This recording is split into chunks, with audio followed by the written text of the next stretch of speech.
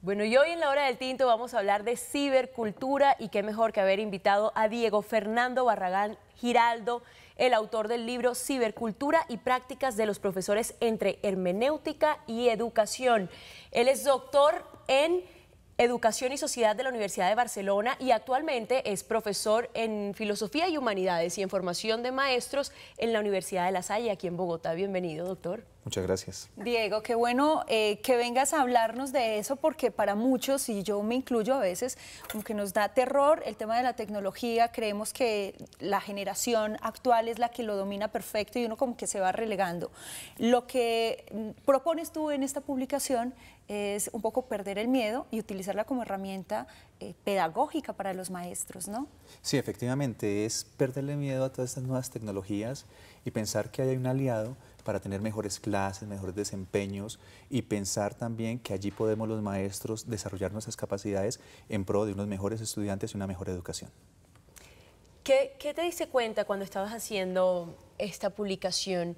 Que los maestros, como decía bien Beatriz, como no crecimos, o digamos los adultos, como no crecieron con la tecnología, les asusta un poco porque a los niños no les asusta por ser nativos tecnológicos, ¿se dice así el término? Sí, nativos digitales, es un término que tiene fuerza, bueno, también lo revalúan un poco algunos autores, pero es precisamente eso. El libro nace de una experiencia personal, de encontrarme con lo que hacía mi hija con el celular, lo que hacía mi hija con los computadores y cómo pensar eso yo en las clases.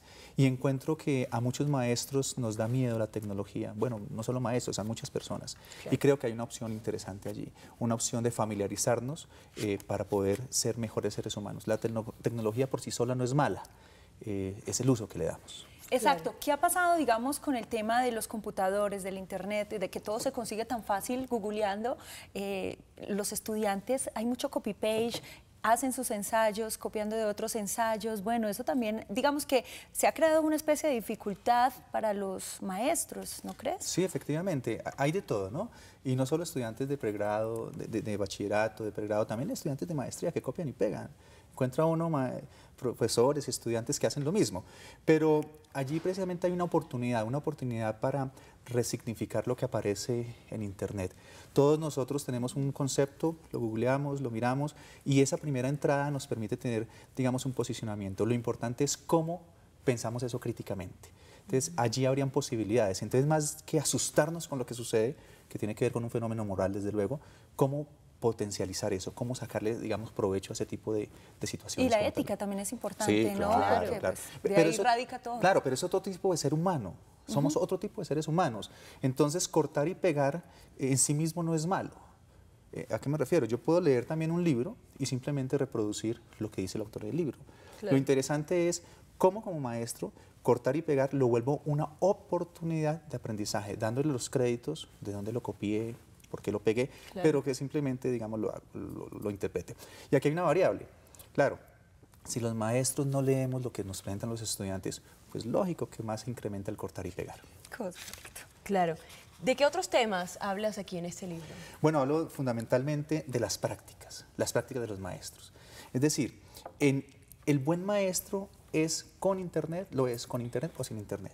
Lo que importante es que el maestro piense en sus prácticas. Como todos nosotros, somos fundamentalmente prácticas, practicamos una manera de ser. Entonces, allí en el libro aparece un concepto interesante y es que el profesor es un practicante, es como un artesano, es profesional, pero es un artesano, en este caso un artesano de la cibercultura, desde luego. Y le enseñas, obviamente, como con consejos prácticos, a utilizar esos recursos digitales, pues en beneficio de la pedagogía. ¿Cuáles serían, digamos, esas recomendaciones por si nos están viendo algunos maestros, docentes, catedráticos que les tienen miedo y que creen que la tecnología es el coco de la educación? El libro tiene un enfoque teórico, no habría una receta, pero sí hay como unas pistas. Lo primero es familiarizarse con las herramientas, dejarle de tener miedo y acceder a ellas de manera pedagógica y didáctica. Lo segundo, entender que lo que hay es un cambio de dominio. ¿Qué es un cambio de dominio? Si yo soy buen maestro en el aula, también lo puedo ser en la cibercultura. Claro. Y lo tercero, que la cibercultura tiene como eje fundamental humanizar. Si no pensamos esto, la cultura digital, la cibercultura, como la queramos llamar, seguiremos siendo los mismos seres humanos, pero aquí habría una posibilidad de humanizarnos, de ser mejores. Diego, ganaste el premio Compartir al Maestro en el año 2004, ¿cierto? ¿O 2006? 2004, ya hace unos añitos, sí. ¿Fue presentando un proyecto, un modelo de trabajo, de estudio o de enseñanza similar a este? No, en ese momento tenía que ver con formación para la ciudadanía. Okay. Estaba en un colegio que quiero mucho, porque allí me hice como maestro, y era un proyecto sobre formación política. Okay. Pero poco a poco he ido dando esos pasos para pensar la cibercultura, una experiencia bonita en el 2004 con el premio Compartir, y ahora, digamos que estoy en la universidad y pudiendo formar maestros, puedo replicar, pensar estos asuntos de la cibercultura. Qué bueno, celebramos hace poco el Día del Maestro, tuvimos aquí algunos finalistas del premio Compartir, que es tan importante en nuestro país, que motiva, incentiva a todos los educadores y los profesores, y con esa experiencia que tienes y ese bagaje, ¿cómo es la situación actual del maestro en Colombia, con todas, digamos, estas negociaciones que ha llegado con el gobierno y lo que se aspira a que sea la educación en Colombia? Bueno, yo me abstengo de opinar mucho alrededor de estos asuntos como tan políticos, tan coyunturales, pero hay que decir varias cosas. Lo primero es que el maestro es valioso y por sí solo merece una reivindicación social, como lo son todas las profesiones, desde luego.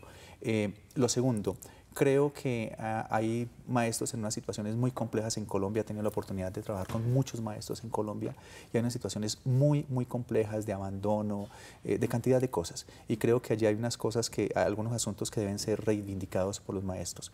Pero finalmente, esta situación tiene que llevarnos a tener mejores maestros y eso parte de una decisión personal del individuo. Tomar las opciones políticas, pero también las opciones sobre sus prácticas. En este caso, como nos convoca el libro, alrededor de posibilidades de la cibercultura, teniendo en cuenta que no en todo el país hay como esos vínculos. Sí. Encuentra uno que hay maestros en escuelas muy alejadas con muy buenos equipos, pero sin conectividad a internet. Entonces creo que hay que reivindicar esa figura, pero sobre todo es una actitud del maestro para dar ese primer paso y desde luego unas digamos, opciones políticas gubernamentales que mejoren la calidad de vida de los maestros. Que ayuden. Claro, esos son los retos educativos de los maestros a futuro aquí en nuestro país. Muchísimas gracias, Diego Fernando Barragán, por estar con nosotros hoy aquí en la revista. No, a ustedes y bueno, siempre confiando en los maestros para tener una mejor educación. Muchísimas gracias. Recomendado ese libro, Cibercultura y Prácticas de los profesores entre hermenéutica y educación.